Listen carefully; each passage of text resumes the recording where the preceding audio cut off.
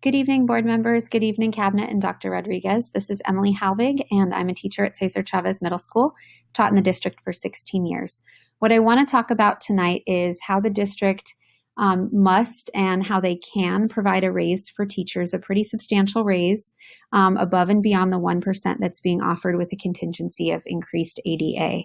I want to share some numbers that I've found. First, these numbers have come from the PVUSD School Accountability Report Card from 2018-19. And what you can see, what I want to point out is the number at the bottom, that our discrepancy in teacher salary is about $16,000 less than the state average.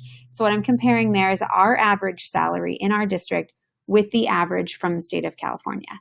The district has often used our wonderful health benefits as an excuse for not raising this or, closing this gap here.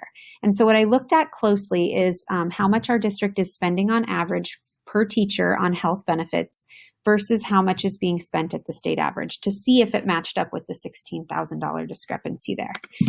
So by looking at the J90 document on the California Department of Education website, I calculated our district spends about $21,000 on benefits. I had $22,000 as my contribution on my contract this year, which makes sense because I have one dependent. So that seems to match up pretty closely.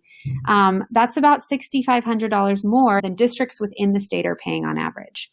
So we appreciate that. However, that $6,500, when you subtract it from the discrepancy in salary, still leaves about $9,500 as the difference. I believe that's the amount of money that we are owed as an increase in our salary in order just to meet the state average.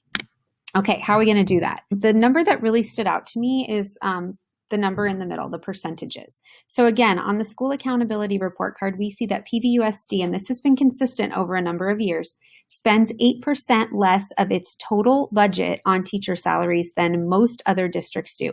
Every other district that I looked at was above 30%. So where is that money going? That's my point in this presentation. I'm encouraging the school board to please ask that question. Demand transparency from the negotiating team on the district side. So where is it going? I want to see the numbers. Other teachers want to see the numbers. And so board members, please try to obtain that information for us. Lastly, I would just like to conclude by showing how much more it costs to live in Santa Cruz County than on the average in the state. We're not asking for 32% more salary than the state average. We would be content with somewhere close to the state average. Our students deserve better. If you want to talk to me more about my numbers, if you have questions, please contact me. Thank you for your time. Have a good evening.